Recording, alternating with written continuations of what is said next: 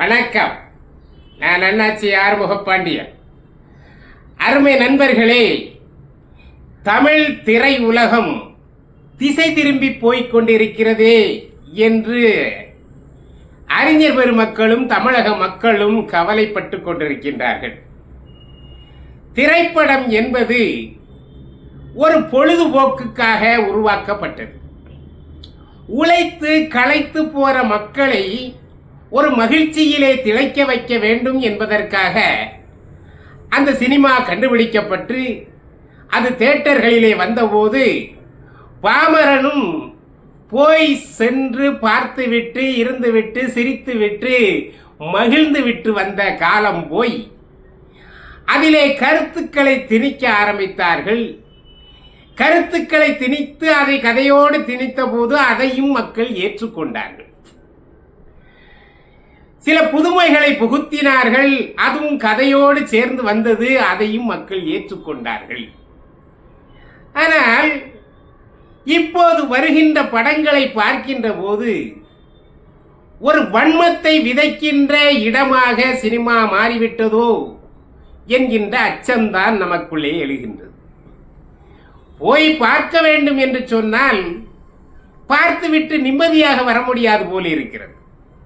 ஒரு படத்தை பார்க்கின்ற போது ஒரு ஜாதியை குறிப்பிட்டு அந்த ஜாதியிலே அடிமைப்பட்டு கிடந்தேன், ஆகவே இன்றைக்கு பழி வாங்க போகிறேன் என்று இரத்த களரியாக நிற்பது எந்த அகிம்சையில் வருகிறது என்று நமக்கு தெரியவே இல்லை.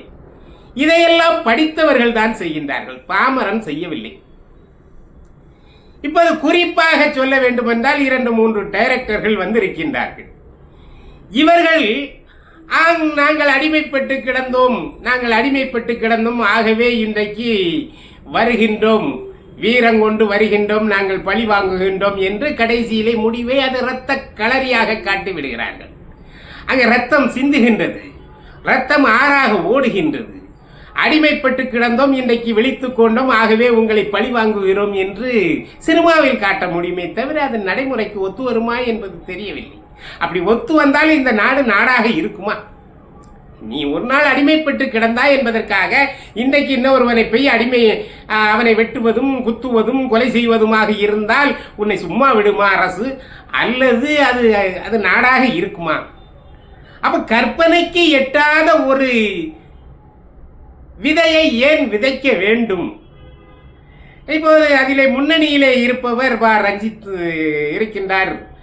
ஆகவே அவருடைய படங்களிலே தொடர்ந்து ஒரு சமூகம் பாதிக்கப்பட்டிருக்கிறது என்று சொல்லிவிட்டு அதற்கு தீர்வு திருப்பி அடிப்பதுதான் தீர்வு என்பதை போல கொண்டு வருவது எந்த வகையில் நியாயம் என்பதும் தெரியவில்லை. ஆனால் இந்த விதையை யார் விதைக்கின்றார்களோ அவர்களே அறுவடை செய்யக்கூடிய காலங்கள் சில நேரங்களில் வந்துவிடும். இது விஷ விதை.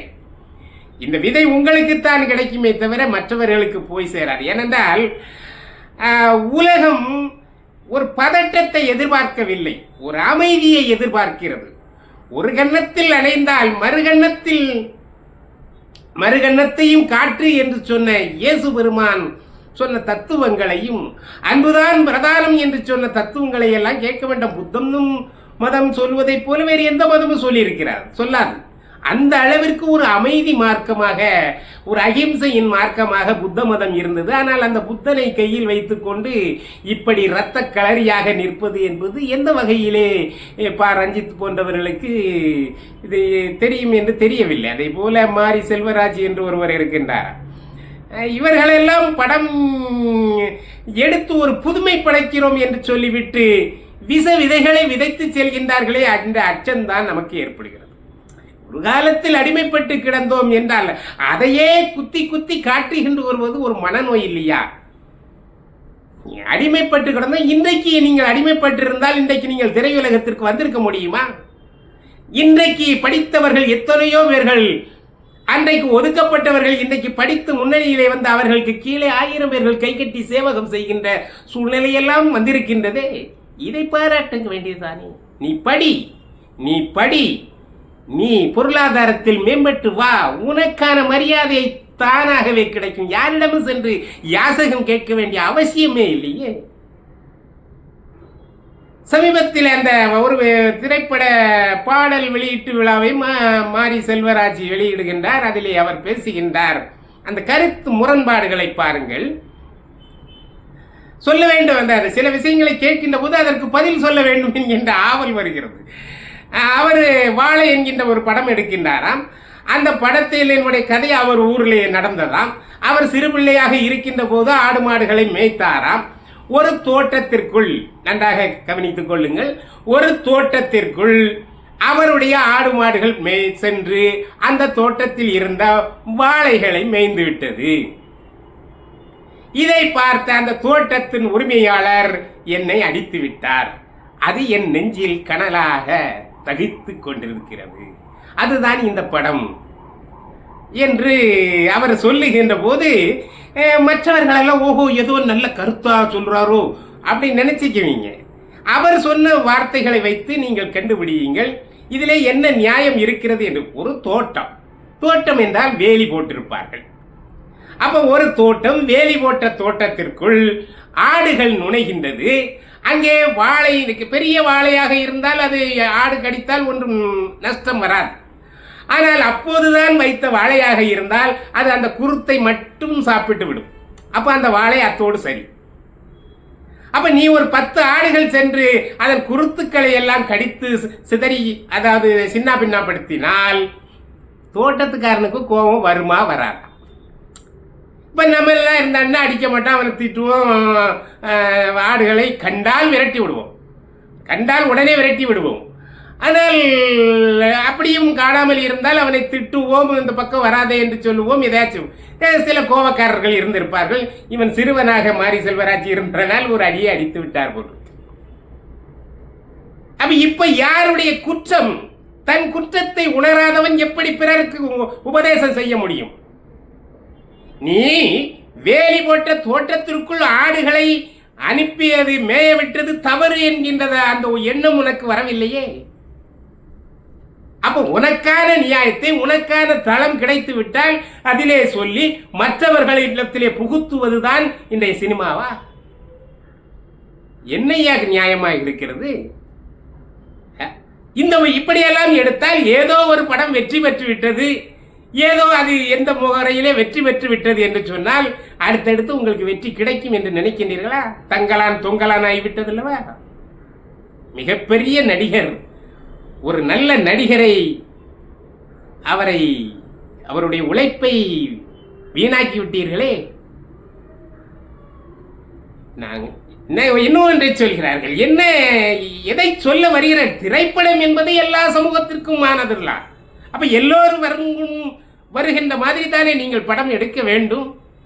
ஆனால் ஒரு சமூகம் மட்டுமே வச்சு நீங்கள் திரைப்படத்தை 200 கோடி 300 கோடி முதலீடு பண்ணி எடுத்து வெற்றி பெற முடியுமா?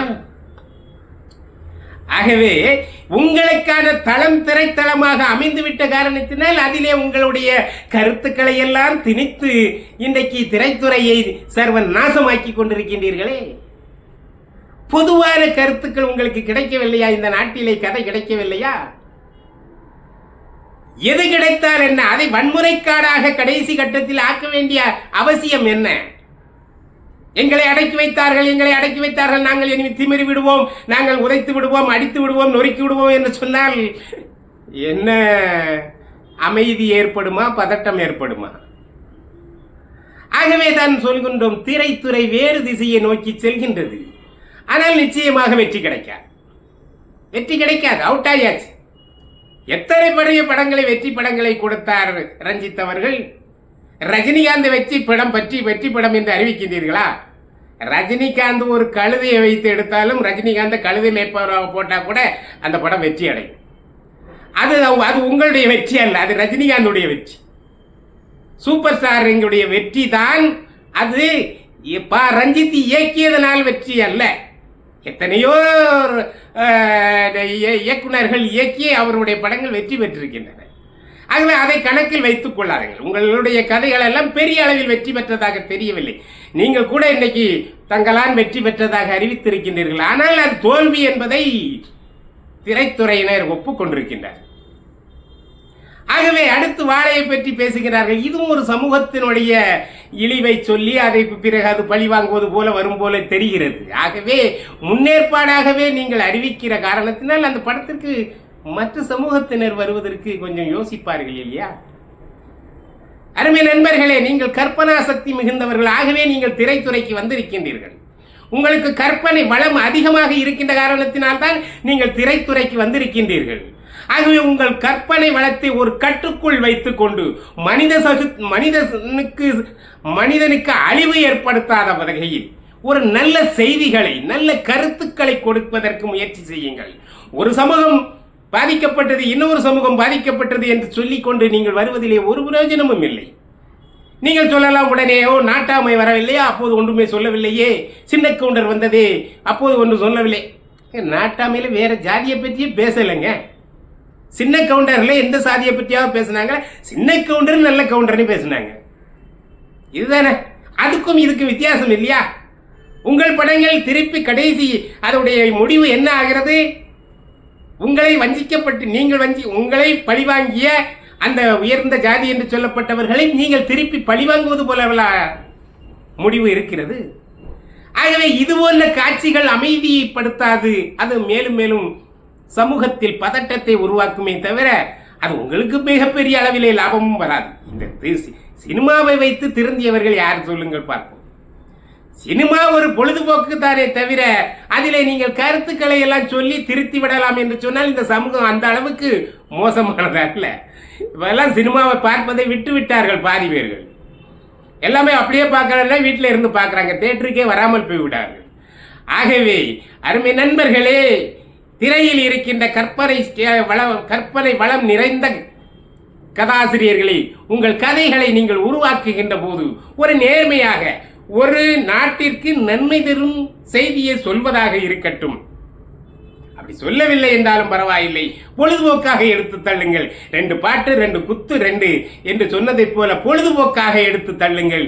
அது மக்களுக்கு பயனாக இருக்குமே தவிர இது போன்ற விசை விதைகளை விதைத்து இந்த நாட்டை நாசப்படுத்தி விடாதீர்கள். தயவு செய்து உங்களை கெஞ்சி கேட்கின்றோம், ஜாதியை வைத்து ஒரு நாளும் படம் எடுக்காதீர்கள். ஒரு காலத்தில் பிற்படுத்தப்பட்டவர்கள் அடிமைப்படுத்தப்பட்டார்கள் என்றால் இன்றைக்கு அப்படி யாருமே அடிமைப்படுத்தப்படவில்லை, நிச்சயமாக இல்லை. உங்களுடைய உயர்வு நீங்கள் படிக்கின்ற படிப்பில் இருக்கின்றது, நீங்கள் வளர்கின்ற அந்த பொருளாதார வளர்ச்சியிலே இருக்கின்றது. இது எல்லாம் வந்துவிட்டால் உங்களை என்ன சாதி என்று கூட கேட்க மாட்டார்கள், உங்களுக்கு வணக்கம் சொல்லுவார்கள். ஆகவே வளர்வதற்கான முயற்சிகளை பாருங்கள்.